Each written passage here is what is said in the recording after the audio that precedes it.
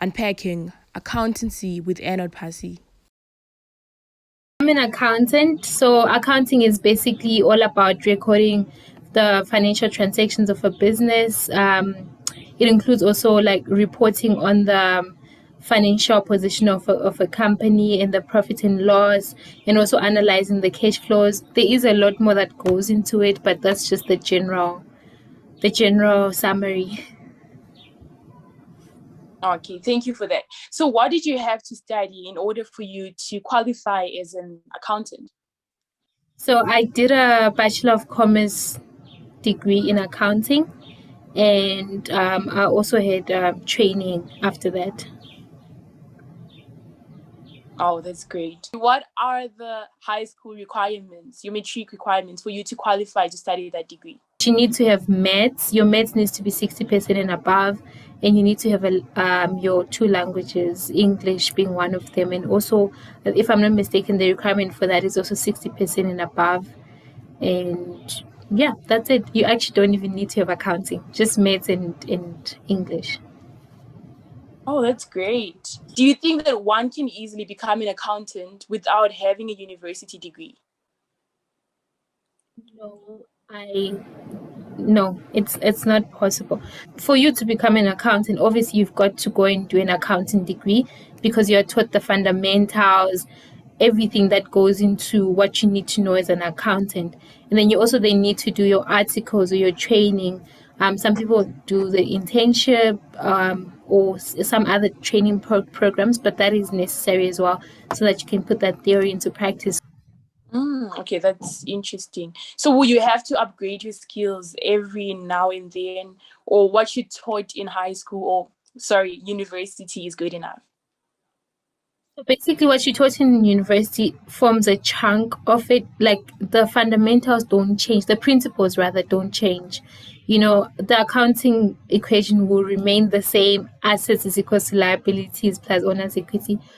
But there are certain things that change.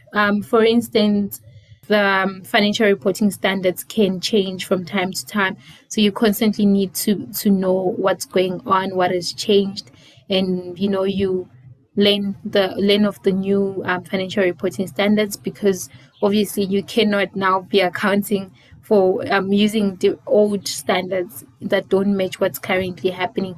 But in terms of the fundamentals, they just remain the same. Oh, that's great then. So like, were you always sure of what you were going to do after high school? I'd say I was almost certain. So I remember when I was much younger, I wanted to be a doctor. I just thought that was so fascinating. I wanted to go and specifically a surgeon. Then as I grew older, I think in the beginning of high school, I realized that no, I actually have a passion for numbers. So I thought no, I think let me do a little research into accounting. I grew to love it. I would speak to more people that were in the field, and I thought with my personality, I think this just goes well together. So I fell in love with accounting at the beginning of high school, and yeah, never looked back. All right. So amongst all the things that you learned while you were still in high school until the time that you finished university, what do you think is the thing that you're mostly using the most? Yeah, what are you applying the most, more than anything that you learned from high school From high school. until now? From high school, university until now. Okay, so like I said, that the accounting principles don't change, right? There's no way it's ever going to change that. No, now you need to increase your assets on the credit side and you need to increase your liabilities on the debit side. That doesn't change. So the accounting equation we were taught in high school is still the same that I use even now. And also from what I learned in varsity, the cash book, how to do an income statement, a balance sheet, statements of cash flow that I use almost, in fact, on a monthly basis. I have to do that. There are certain things that I'm not using, but the fundamentals that we were taught in first year mostly that I do use on a daily basis. Oh, wow, that's great. So I'd like you to leave a message for people that are studying accounting right now. Some of them might be seeing flames and all that. What advice would you give to them? Don't quit. I remember when I was in third year, things got real. It got harder. I mean, first year is a cruise, and you think this is really easy. Second year, second semester, third year, it got quite tough, and you can't think of quitting because the pressure is a lot.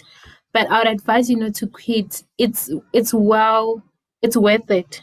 It's worth going through all of that, because now that I'm working, I mean, I know when we're in school, we're thinking, oh, I need to remember all these things, how I'm going to remember this, and it's overwhelming. But as you're working, obviously organizations are different. You don't apply every single thing. Certain things apply to different organizations, certain things don't.